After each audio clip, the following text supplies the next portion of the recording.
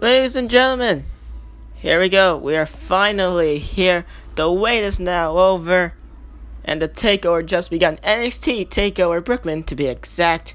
Ladies and gentlemen, before the regular WWE roster give you SummerSlam NXT, they showcase their talents for Takeover, and we begin our first matchup as Kyle O'Reilly and Bobby Fish. They defend the NXT Tag Team Championships against DIY, the team of Tommaso Ciampa and Johnny Wrestling, aka Johnny Gargano.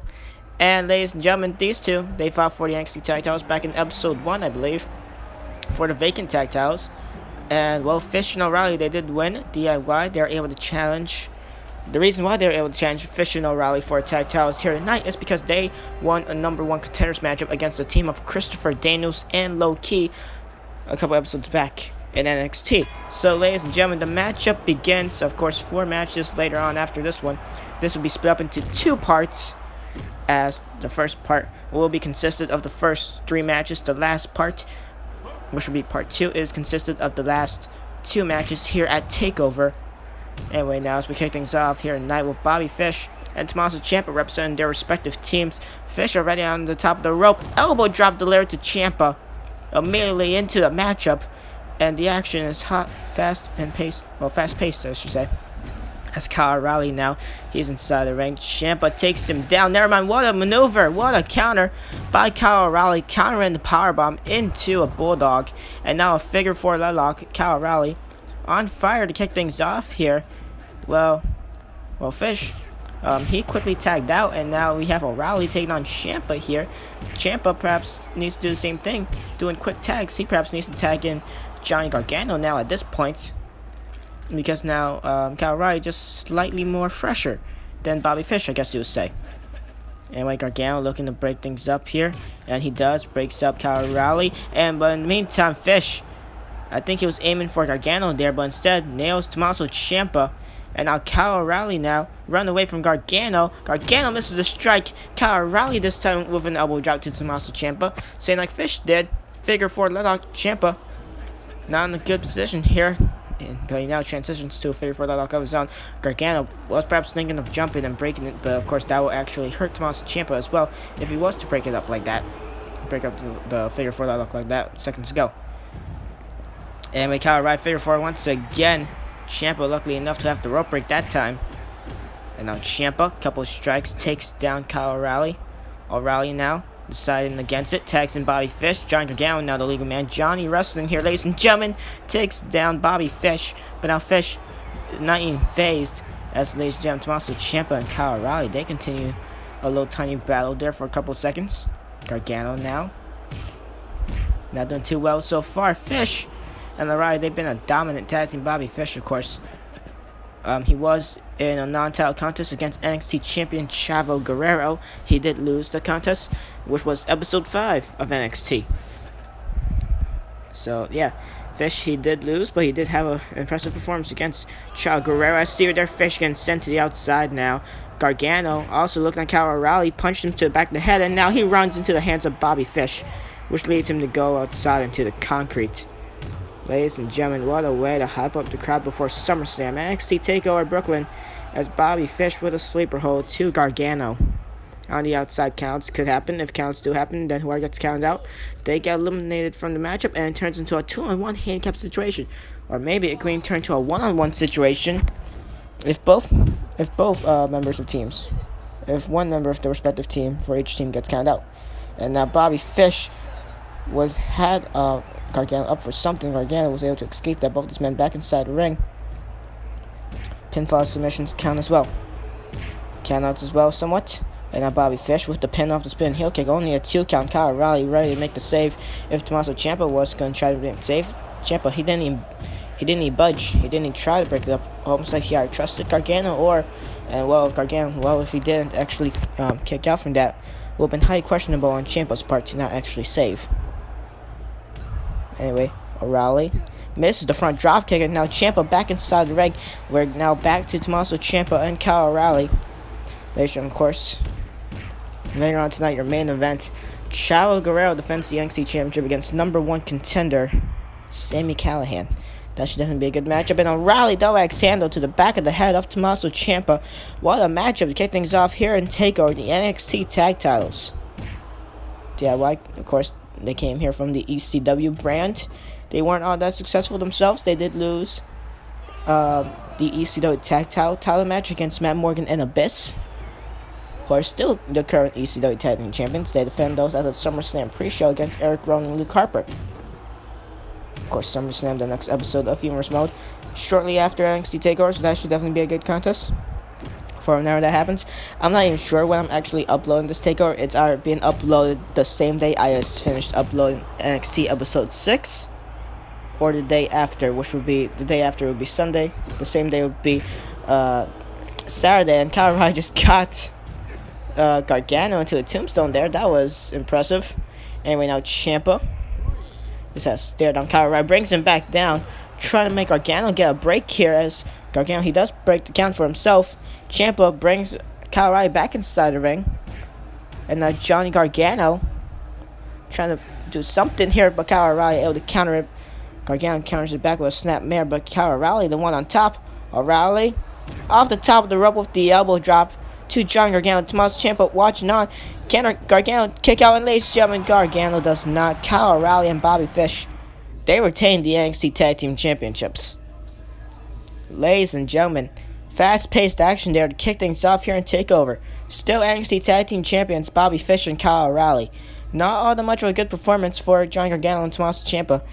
The majority of that matchup was filled with Gargano and Ciampa just not doing all the well in the matchup. It was Bobby Fish and Kyle O'Reilly with the victory, and respectively so, they did very well in the matchup.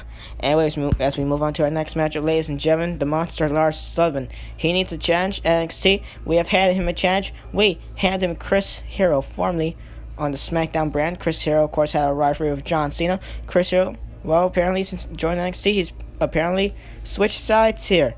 Not that much of turned against the fans, but he's turned back with the fans. We shall see what happens as he takes on Lars Sullivan. Ladies and gentlemen, the match begins now. And ladies and gentlemen, nice to see Chris Hero wearing black and white. Ladies and gentlemen, we usually don't even see Chris Hero wear any other colors besides usually red, blue, or green. Wearing black and white here, perhaps representing the Brooklyn Nets here at TakeOver. Most definitely. Anyway, Lars Sullivan here immediately just starting it against Chris Hero. Just simply kicks him, gets the headbutt, connects with that one against Chris Hero. And ladies and gentlemen, Hero, he didn't ask for this matchup, but Hero, most likely, perhaps going to bring a fight-in challenge. He didn't ask for his matchup from NXT, respectively, though. Of course, Chris Hero could hit the Hero's Welcome Power Driver if he wanted to against Lars Sullivan. But it's definitely going to be difficult for him to do that to Sullivan. And now Sullivan just manhandling Chris Hero. And Chris Hero, he's not a small guy. He is a, I guess you say, big boned guy. That's Sullivan. Sullivan getting manhandled by Hero on Hero. My goodness. Elbow drop, and Sullivan has already destroyed the table. And the chair here. Chris Hero coming up short there. And now Lars Sullivan. Oh man, the monster. The freak, I should say. Lars Sullivan has Hero. Hero perhaps going for the Hero's Welcome Power Driver onto the outside on the concrete. Well, if Chris Hero gets a count out victory or Lars Sullivan, ladies and gentlemen, no one can blame Chris Hero getting a count out victory. Sometimes it could be called a cheap tactic, desperation tactic, or sometimes it could just be completely accidental. But on Hero's part at this point, either one of those ways will be a respectable win against Sullivan. And now Lars just jumps at him, connects with it, and now Hero's Welcome Power Driver by Sullivan. Using Hero's maneuver against him, Chris Hero, the master of the Hero's Welcome Power Driver. And, well, Sullivan used Hero's own move against him. Chris Hero's head bouncing off the concrete with his own finishing maneuver. But now Hero, he's not all that phased. Surprisingly, the freak Lars Sullivan is on the rampage here. And now Sullivan, what a strike. Dazing Hero, stopping him in his tracks. Ladies and gentlemen, only the second matchup of TakeOver, and we already have gone through a complete chaos. We already gone through multiple spots here. Multiple table break spots. Well, I guess I should say one. Sullivan is launching himself with those elbow drops. And stunner counter by Chris Hero. Now the sleeper hold, ladies and gentlemen. Lars Sullivan not playing no games, not like he ever does, really. He could easily chew and eat up his opponents alive. Well, his opponent here tonight is Chris Hero. It's definitely going to be a tough contest, but he's making Hero look like a chew toy. And now Sullivan just grabbing the remains of the chair that he went through with Chris Hero during the spot. And now Hero misses it. And Sullivan, my goodness, launched himself at Chris Hero again. Such a big man like Lars Sullivan shouldn't be doing this, but he's pretty aerodynamic when it comes to this, I guess.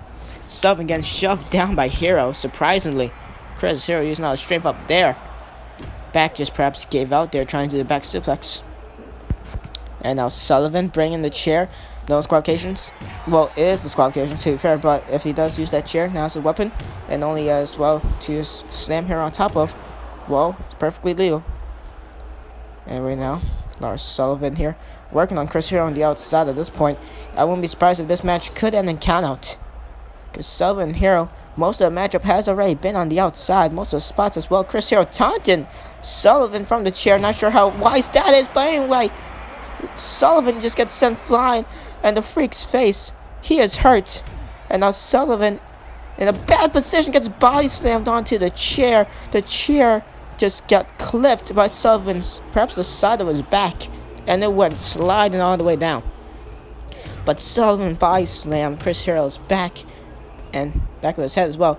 Just a major dud onto the concrete. Ladies and gentlemen, Takeover has been amazing so far. And we're only into 2 matches so far. Still got 3 more to go shortly after this one. Well, 1 more to go for part 3. And Sullivan gets launched to the... Well, part 2 I should say. But he gets launched to the outside. I'm not going to be doing a full show because that's going to take up... It's going to be a while to upload it, to be fair. Because YouTube is just uploading all these videos. It's taking a while. For the NXT episode, a 19-minute and 55-second video. And it took it like almost like an hour to upload. So that's annoying. It usually doesn't take it that long. So, if this ends up being a long, full show, then I'm just going to have to split it up into parts, which I already statistically have. Because a whole, like, almost hour show. Or whatever, I don't know. It's definitely going to take a while. Now, Sullivan just running the ropes here. Waiting for Hero to get back inside. And Sullivan missed the double axe handle. Hero's legs buckling from underneath him. And, well, maybe that buckle just saved him. Because now the count has restarted for him. Sullivan now, however, on the count of 2. And now Chris Hero. Well, ladies and gentlemen, if you see the statistics for this matchup, you probably see, well, no statistics really, but you just see the way this matchup has been going. Lars Sullivan has been ruining it. No surprise, really. The Freak of NXT. I was about to say the monster, but no. The Freak of NXT. Definitely could give some more people over in ECW and Raw a run for their money. And now Sullivan sidewalk slammed to Chris Hero on the outside. Lars Sullivan. Not playing around here. Or just like playing around with his prey here. Sullivan could easily end off this matchup now if he wanted to. Or does he want to count out here? That would be a very questionable victory. Chris Hero on count of 9 is going to let Chris Hero to rot. No! Chris Hero, sporting black and white, representing perhaps the Brooklyn Nets here in NXT TakeOver Brooklyn. Just before SummerSlam. And well, Chris Hero, fighting spirit, moves on. He's not going to die yet in the hands of the Freak Lars Sullivan. Sullivan yet to hit the Freak accident onto Chris Hero. If he hits that, especially on the outside onto the concrete, easy count out victory. Easy victory in general for Sullivan. And now Hero makes it back inside the ring. Fighting spirit here by Chris Hero. Sullivan now has himself low dress pressed by the Freak. Just falling down, putting all his weight onto Hero. Devastating. And now, Sullivan, never mind. Body slam by Hero. I was about to say Sullivan about to do a maneuver there, but Chris Hero, upper hand here, fine spirit, and signature discus forearm slasher, discus punch. And now, half-leg crab by Chris Hero, ladies and gentlemen. Fighting spirit, moving on here, persevering, very resilient here tonight is Chris Hero. But now Sullivan just can stop that momentum dead in his tracks. Sullivan on top of the rope, misses the double axe handle. Luckily enough for Hero, he's dodging those. But now, just gets launched, or his head by Sullivan gets launched with the baby suplex. And Sullivan, Lars Sullivan, ladies and gentlemen, has picked up the victory here on NXT TakeOver. Wow, what a match! That was, ladies and gentlemen, that was a great matchup. Short, sweet, and simple these last 2 matches have been, but wow. Lars Sullivan picks up the victory over Chris Hero here tonight. Hero very resilient towards the end. Didn't want to die.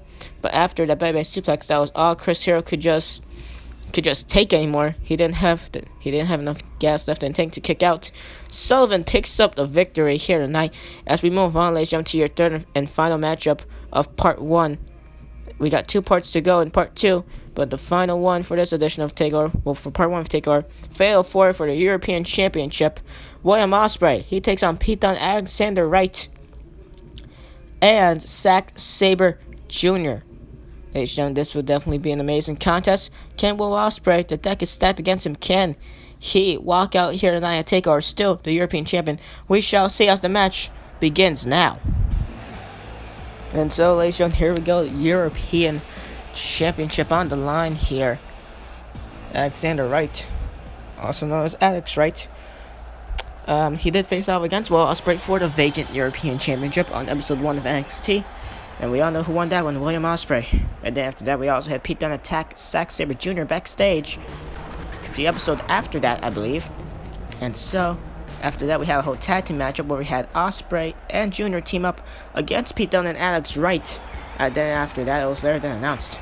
It was there then known that Will Ospreay will defend his championship against both Jr., Pete Dunne, and Alexander Wright in a fatal 4-way contest. And ladies and gentlemen, here we go.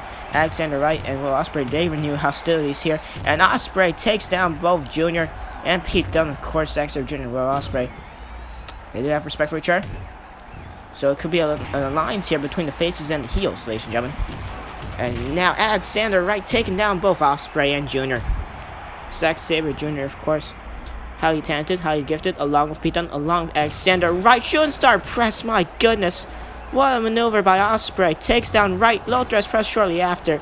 Ladies and gentlemen, we're going to be seeing a whole lot of high-flying maneuvers by Ospreay and Jr. Zack Sabre Jr. sadly misses it though.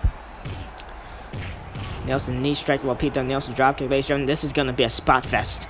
It's going to be like one of those PWG matches, all the flippy stuff. Anyway, well, Zack Sabre Jr. a couple slaps to Pete Dunne.